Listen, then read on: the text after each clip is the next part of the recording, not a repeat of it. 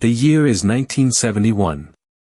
An unidentified aircraft flies low over the sugar cane fields of Cuba. Weeks later, the worst drought in 2 decades hits the farm provinces. Crop yields drop by 40%. A declassified FOIA document. The Church Committee obtained it in 1975. It identifies CIA agents operating from civilian aircraft over Caribbean airspace. The mission was deliberate. The target was the harvest. It wasn't the weather. It was a weapon. No one was ever prosecuted. To understand how we got here, you have to go back to 1961.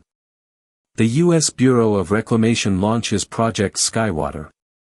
Officially, it is a program to increase rainfall in the drought-stricken American West. Total budget over 27 years, $160 million. An official Interior Department report, published in 1977, describes the techniques. Silver iodide dispersed from aircraft equipped with special generators. What that report does not say: the same planes. The same technicians. The same chemicals. Running parallel operations. Classified. Top secret. The cover designation was secret defense. In 1975, the Church Committee, the Senate panel tasked with investigating CIA abuses, uncovers internal memos from 1969. The memos authorized the use of cloud seeding techniques for economic destabilization. The primary target was not Nevada. It was Havana. The Cuba operations were part of a broader program approved by the National Security Council. The goal: weaken the Cuban economy without triggering an open armed conflict. Cloud seeding offered the ideal weapon. Invisible. Undetectable.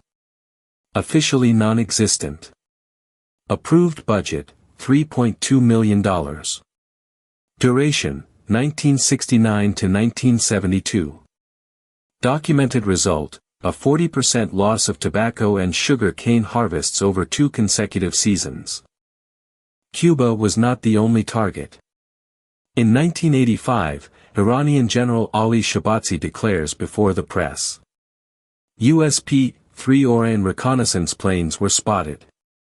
Operating cloud seeding missions over the provinces of Khuzestan and Isfahan. His conclusion: the historic drought was not natural. That year, Iranian wheat yields had dropped by 35%. Western media ignores the statement. But in 2018, General Gholam Reza Jalali, head of Iran's passive defense organization, repeats the accusation. In front of the Tehran parliament. The clouds entering Iran are stolen by foreign deflection installations. He names Israel and the United States.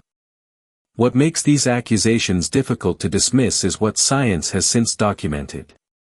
Operation Whitetop. Conducted over Missouri between 1960 and 1964. The largest cloud seeding experiment ever performed on American soil. A 1978 declassified report from the National Center for Atmospheric Research reveals the results. Seeding did not increase rainfall in the target zones. It reduced it by 15% in the areas downwind. Entire agricultural counties suffered a drought caused by an experiment they never knew about. The victims were not the enemy. They were American citizens. In 1972, Senator Claiborne Pell opens hearings in the U.S. Senate. The topic: military weather modification. His opening statement sits in the archives for 2 decades. The ability to trigger floods and artificial droughts against enemy nations constitutes a new form of total warfare. It is our responsibility to outlaw it before it is used against us. Those hearings lead directly to an international treaty. On May 18, 1977, the United Nations opens the ENMOD Convention for signature. The Convention on the Prohibition of Military or Any Other Hostile Use of Environmental Modification Techniques. UN Treaty Series, Volume 1108, Number 17119.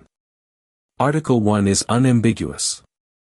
Environmental modification techniques for hostile purposes are prohibited. 78 states signed. The United States signed. The Soviet Union signed. But buried in the treaty text, a single clause. A loophole written into the law before the ink was dry. Article 3. The techniques of environmental modification for hostile purposes are prohibited. Activities for peaceful purposes remain authorized. That is the line. 16 words. 16 words that created a gap large enough to fly a fleet through. The Pentagon signed the treaty on Monday. By Friday, it had reclassified 18 of its 23 active environmental modification programs. They were no longer listed as offensive weapons. They were legally exempted as defensive research or scientific study. The same programs. The same planes. The same chemicals.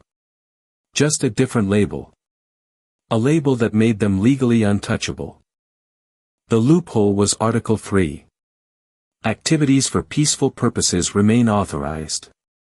The Pentagon knew exactly what it had. An audit by the DoD Inspector General. Reference IG 78-046. Published in October 1978. It documented the mass reclassification. 18 of the 23 active weather programs were moved into restricted access files. The date of the transfer. Days after the treaty ratification.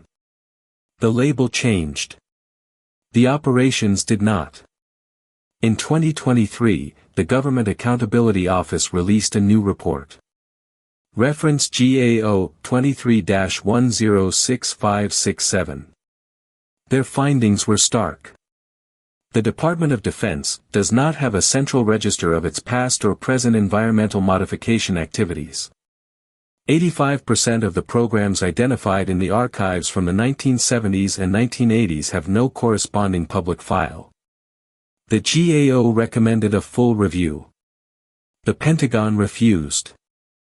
The deepest cut comes from a document. A document that predates the treaty. January 14, 1977. 4 months before the ENMOD Convention was opened for signature. The State Department submitted an internal memo to the Senate Foreign Relations Committee. It was declassified in 2003. The document reads, and this is verbatim. Weather modification techniques offer a strategic advantage that should not be abandoned. The definition of hostile purposes in the draft convention must remain sufficiently vague to allow the continuation of existing programs under civilian cover. That is the line. The treaty designed to ban weather war. Negotiated by the United States. To protect its ability to wage it. In April 2026, Iran experienced the most devastating floods in its modern history.